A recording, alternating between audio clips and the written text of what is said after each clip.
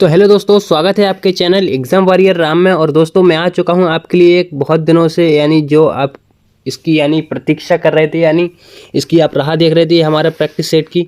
ठीक है, ये हम बहुत दिन में करीब 10 से 15 दिन हो गया, क्योंकि भाई मेरा आपको पता है कि मेरा एसएससी जीडी का पेपर था, इसलिए मैंने ये सीरीज बंद कर दी थी, क्योंकि भाई मेरे को थोड़ा पढ़ाई करना था। ठीक है, तो उसी के लिए मेरा पेपर हो गया है। और भाई मैं आपकी आपका जब तक पेपर नहीं होगा तब तक ये मैं कंटिन्यू सीरीज रखूँगा। ये रामबाण सीरीज है। ठीक है भाई, तो आप लोग को शुरू से वीडियो अंत तक ज़रूर देख लेना है, क्योंकि आपके पेपर में क्वेश्चन यहाँ से ही ये इसी सीरीज से बनने वाले हैं। ठीक है, तो हमारे रामबाण सीरीज है, आपको पता है कि रामबाण सीरीज ही है। और इस सीरीज 01 ये सीरीज है। ठीक है, तो इसमें हम जीके और जीएस की क्लास देखते हैं। ओके भाई, टॉप एमसीक्यू 20 क्वेश्चन देखते हैं। ठीक है, जो कि आपके पेपर में बार बार ये पूछे जाने वाले प्रश्न हैं। ठीक है, बार बार पूछते हैं। ठीक है भाई, तो इसका हमारा पार्ट चौथे नंबर का है। इससे पहले हमने 3 पार्ट करा दिए हैं। उन पार्टों में भाई आप लोगों का अच्छा योगदान रहा, तो आप लोग उसी तरह भाई ये वाले पार्ट भी अच्छे से ज़रूर देखना। ठीक है, तो ये संपूर्ण प्रश्नों का हम निचोड़ देखने वाले हैं। तो आइए, पहला प्रश्न हमारा ये रहा। एक मिनट भाई, इस साइड को मैं इसको एरर को इस साइड रख देता हूँ। तो पहला प्रश्न ये रहा हमारा आपके सामने। ओके, ये रहा हमारा पहला क्वेश्चन है कि भारत नाम की उत्पत्ति का संबंध प्राचीन काल के किस प्रतापी राजा से है? इसका सही आंसर हो जाएगा हमारा ऑप्शन सी। ठीक है, तो ये भरत चक्रवर्ती। ओके भाई, तो इसका सी ऑप्शन हमारा बिल्कुल सही आंसर हो जाएगा। ठीक है, और अभी हम बात करते हैं ये जो मौर्य है ना, तो ये चंद्रगुप्त मौर्य, तो ये किसके हैं? तो मौर्य साम्राज्य के ये संस्थापक हैं। ठीक है, मौर्य साम्राज्य के संस्थापक हैं। ओके भाई, तो इन्होंने चंद्रगुप्त मौर्य ने क्या किया था? ये धनानंद है ना, जो घनानंद, उनका वो एक क्रूर राजा था। ठीक है, तो इन्होंने उनका सर्वनाश कर दिया और अपना मौर्य साम्राज्य की स्थापना कर दी। ठीक है भाई, तो आप लोग को ये जरूर याद करके चलना है। तो प्रश्न नंबर ये रहा हमारा दूसरे नंबर का। भाई इंपॉर्टेंट क्वेश्चन है आपके लिए, और पेपर में आपके पूछे जाने वाले ही प्रश्न है। ठीक है, भारत का सबसे बड़ा शहर कौन सा है? तो ये हमारा सही आंसर हो जाएगा, शहर सबसे बड़ा हो जाएगा मुंबई। ओके, मुंबई ये सबसे बड़ा भारत का शहर है। ओके भाई, तो ये ऑप्शन इसका क्या हो जाएगा? बिल्कुल सही आंसर हो जाएगा। नेक्स्ट इसको हम देखते हैं भाई, मुंबई किसका है? मुंबई ये है महाराष्ट्र की क्या है? ये राजधानी है। ठीक है, और मुंबई को क्या कहते हैं हम? तो मुंबई में देखो एक हमारा क्या है, ये गेटवे ऑफ इंडिया भी है। क्या है? गेटवे ऑफ इंडिया है। ओके, गेटवे ऑफ इंडिया कहाँ पे है? तो ये मुंबई में है। ओके, और हमारा इंडिया गेट कहाँ पे है? तो इंडिया गेट है भाई, इंडिया गेट है दिल्ली में। ठीक है, इंडिया गेट कहाँ पे है? ये दिल्ली में है। ठीक है, और कोलकाता की बात करते हैं तो यहाँ पे हमारा क्या है? हावड़ा ब्रिज है। ठीक है, जो कि ये बिना पुल वाला वो ब्रिज है। ठीक है भाई, तो नेक्स्ट अभी हम क्वेश्चन देखते हैं। प्रश्न नंबर हमारा तीसरे नंबर का ये रहा कि भारत का सबसे बड़ा राज्य कौन सा है? तो भारत का सबसे बड़ा राज्य है क्षेत्रफल के हिसाब से राजस्थान। ठीक है, तो इसका हमारा क्या हो जाएगा? बी सी ऑप्शन हमारा बिल्कुल सही आंसर हो जाएगा। और उसके बाद में अगर देखा जाए तो भारत का सेकंड नंबर का राज्य कौन सा है? तो ये एमपी है। ठीक है भाई, तो ये आपको जरूर याद करके चलना सेकंड नंबर का। और थर्ड की बात करते हैं तो भाई थर्ड नंबर पे ये महाराष्ट्र है। ओके, थर्ड क्या है? महाराष्ट्र है। और फोर्थ की बात करते हैं तो यूपी है। ओके भाई, तो यूपी है। ओके, नेक्स्ट क्वेश्चन को भी हम देखते हैं। नेक्स्ट क्वेश्चन ये रहा हमारा प्रश्न नंबर चौथे नंबर का। तो प्रश्न नंबर चौथा है कि भारत में कुल कितने राज्य हैं? तो भारत में भाई कितने राज्य हैं? आपको पता है ही कि 28 राज्य हैं। 28 + 8। ओके, 28 + 8 है, ये ऑप्शन इसका सही आंसर हो जाएगा। 28 प्लस क्या है?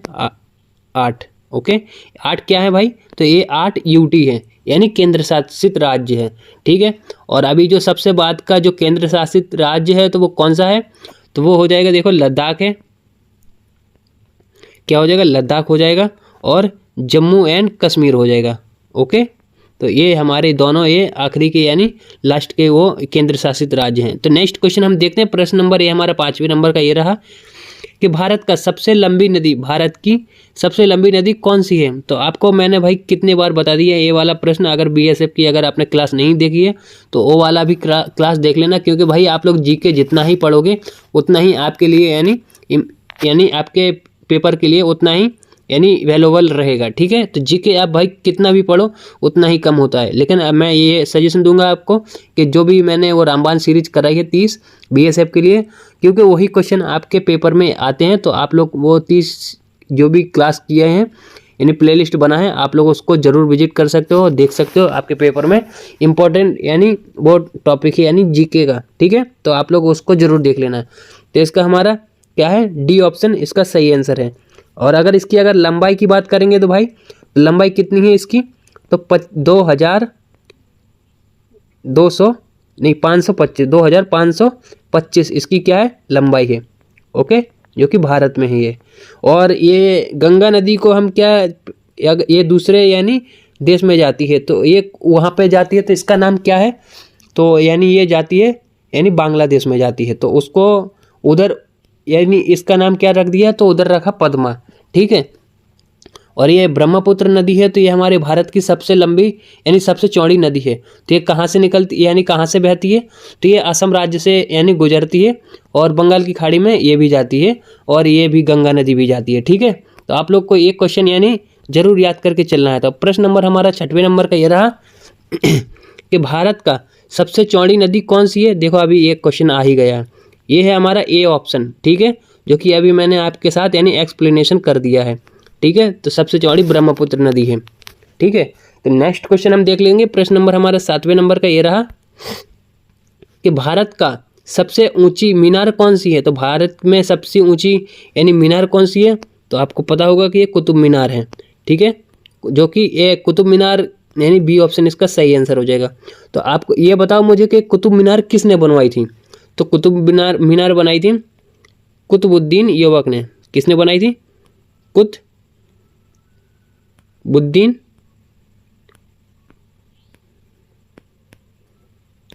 ऐबक ने बनाई थी। ठीक है भाई, तो ये ऐबक, ओके, इसने बनाई थी कुतुबुद्दीन ऐबक ने। तो कहाँ पे, और कुतुबुद्दीन ऐबक ने अपनी गुलाम वंश का ये संस्थापक था कुतुबुद्दीन ऐबक। ठीक है, तो ये कहाँ बनी है, तो ये बनी है दिल्ली में। ठीक है, और इसने कुतुबुद्दीन ऐबक ने 1206 में किसकी स्थापना की, तो गुलाम वंश की स्थापना कर दी थी। ठीक है, और इसका कार्यकाल चलता है 1290 तक चलता है। ठीक है, गुलाम वंश। ठीक है, 1206 से 1290 तक इसका कार्यकाल चलता है। ठीक है, गुलाम वंश का कार्यकाल 1290 तक है।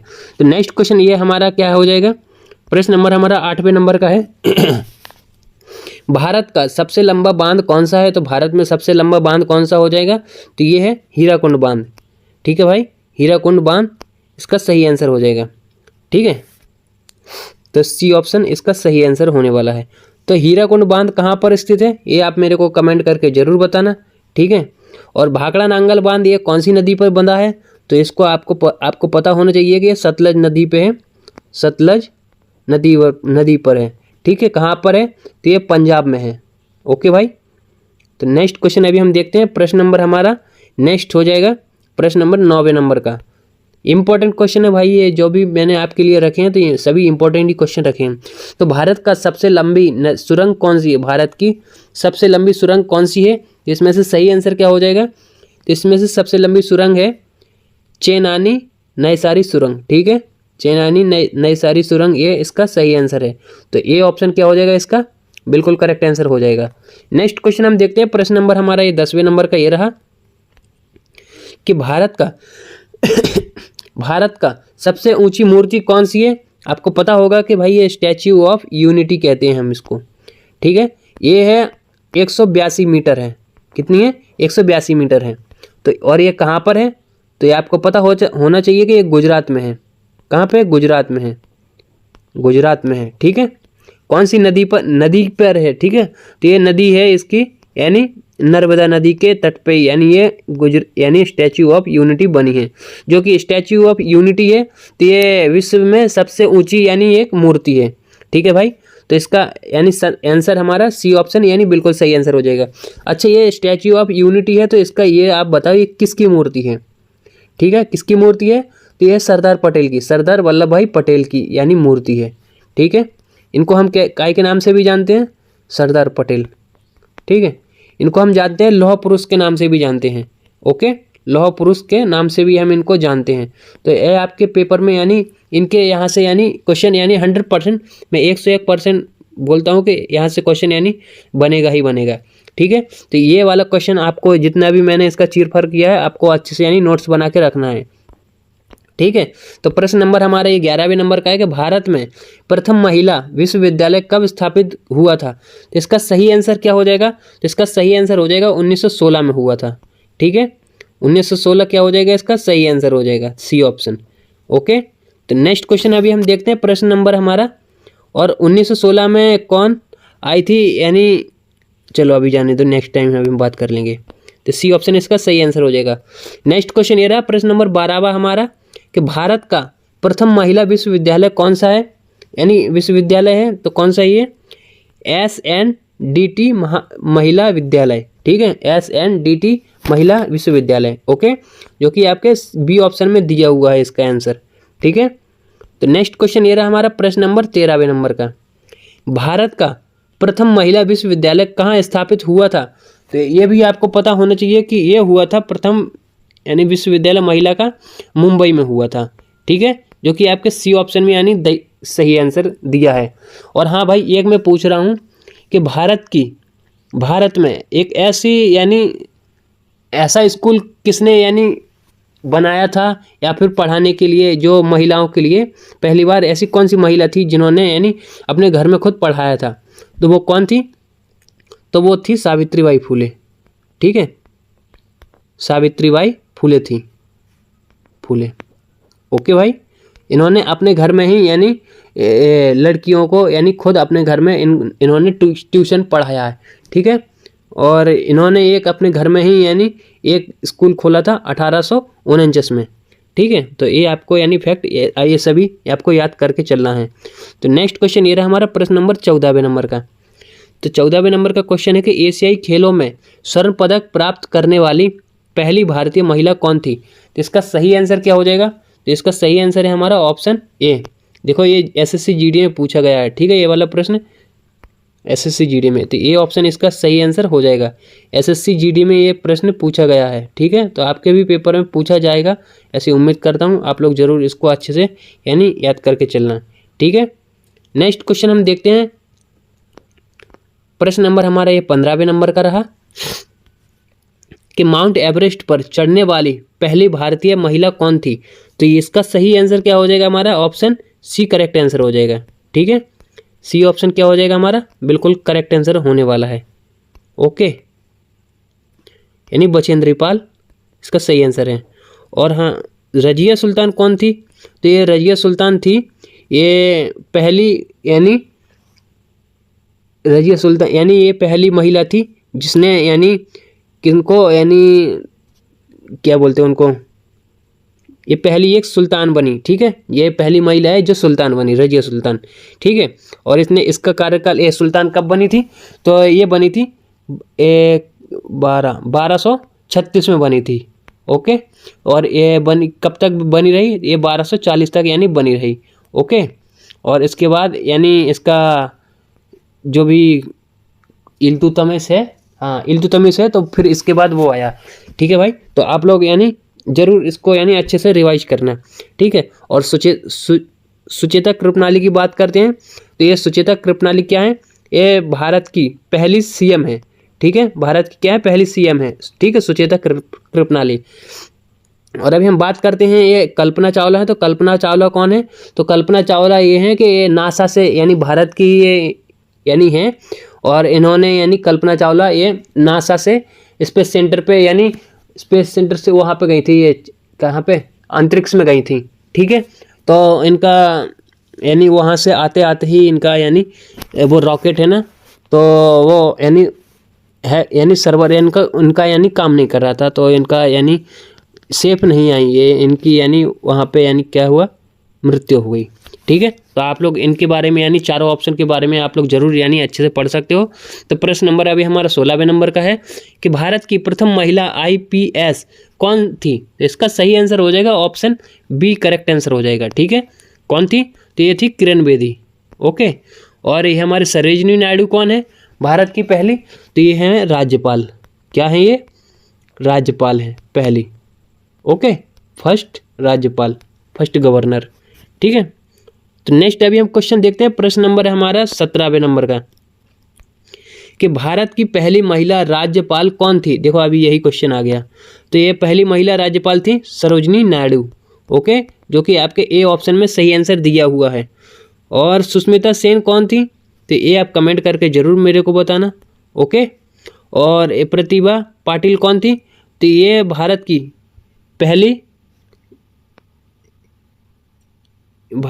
पहली क्या थी, ये कुछ तो थी यार, मेरे को याद नहीं आ रहा, आप बताना भाई। ठीक है, कमेंट करके ज़रूर बता देना, क्योंकि भाई यार भूल सकता हूँ, क्योंकि मैं मशीन थोड़ी हूँ, आप ही की तरह हूँ, तो भूल सकता हूँ। ठीक है, तो प्रश्न नंबर 18वें नंबर का, सर्वोच्च न्यायालय में प्रथम महिला न्यायाधीश कौन थी। तो इसका सही आंसर हो जाएगा हमारा ऑप्शन सी, यानी फातिमा बीबी। ठीक है, तो इसका सी ऑप्शन हमारा सही आंसर हो जाएगा। नेक्स्ट क्वेश्चन ये रहा हमारा प्रश्न नंबर 19वें नंबर का कि स्वतंत्र भारत के प्रथम गवर्नर जनरल कौन था। स्वतंत्र भारत का प्रथम गवर्नर जनरल कौन था, तो इसका सही आंसर हो जाएगा लॉर्ड माउंटबेटन। ठीक है, लॉर्ड माउंटबेटन क्या थे, यानी ये वो स्वतंत्र भारत के गवर्नर जनरल। तो बी ऑप्शन इसका सही आंसर हो जाएगा। ठीक है, और लॉर्ड कैनिंग की बात करते हैं, तो लॉर्ड कैनिंग कब का है ये, लॉर्ड कैनिंग चलो अभी जाने दो, नेक्स्ट टाइम हम बात करेंगे। ठीक है, नेक्स्ट क्वेश्चन ये रहा हमारा नेक्स्ट क्वेश्चन ये प्रश्न नंबर 20वें नंबर का कि भारत का प्रथम प्रधानमंत्री कौन बना था। इसका आपको यानी अच्छे से पता होगा ही कि हमारे पहले प्रधानमंत्री यानी पंडित जवाहरलाल नेहरू ही थे। ठीक है, जो कि ए ऑप्शन में आपका आंसर दिया हुआ है। ठीक है भाई, नेक्स्ट क्वेश्चन, और इसके बाद कौन बने थे, लाल बहादुर शास्त्री बने थे। ठीक है, और इंदिरा गांधी कौन है, तो ये प्रथम यानी लेडी हैं जिनको हम आयरन मैन के नाम से भी जानते हैं। ठीक है, प्रथम लेडी जो कि ये PM बनी थी। ठीक है, first lady and PM। Okay, इनको हम किसके नाम से जानते हैं, तो आयरन मैन के नाम से जानते हैं, आयरन वुमेन। ओके, तो आपको यानी ये जरूर यानी याद करके चलना है। ठीक है, और दोस्तों आज के लिए हमारी यहीं पे क्लास ख़त्म होती है, और उम्मीद करूँगा कि आपको भाई ये हमारी क्लास यानी अच्छी लगी होगी, और अच्छी लगी है तो एक बार मैं आपसे यही गुजारिश करूँगा कि लाइक कर देना। ठीक है भाई, और जाते जाते एक शेयर भी अपने दोस्तों में ज़रूर कर देना। ठीक है, ऐसे मैं उम्मीद करूँगा कि भाई लोग आप लोग यानी अच्छे से शेयर कर दोगे। और हाँ, एक कमेंट करके बताना भाई आपको किस टॉपिक पे यानी कंटेंट चाहिए, तो उस टॉपिक में 100% काम करूँगा, और आपके लिए यानी पेपर से पहले वो टॉपिक में 100% लाऊंगा। ठीक है, तो भाई, और हाँ, इसका अगर PDF चाहिए तो PDF मैं अपने टेलीग्राम पे क्लास होते ही मैं अपने टेलीग्राम पे यानी डाल दूंगा। ठीक है, और वो भी आपके लिए बिल्कुल फ्री में डाल दूंगा। ठीक है, तो भाई उम्मीद करता हूँ आप लोग को वीडियो यानी पसंद आया होगा, और पसंद आया है तो एक लाइक ज़रूर कर देना। ठीक है, मिलते हैं नेक्स्ट वीडियो में। और भाई ये बहुत देर से क्लास बंद थी, तो अब ये हमारी क्लास यानी कंटिन्यू चालू रहने वाली है। ठीक है, तो उम्मीद है कि आप लोग यानी कंटिन्यू जुड़ते रहेंगे मेरे से, और बात करते रहेंगे, क्लास को अच्छे से एंजॉय करेंगे। ठीक है, मिलते हैं नेक्स्ट वीडियो में, धन्यवाद।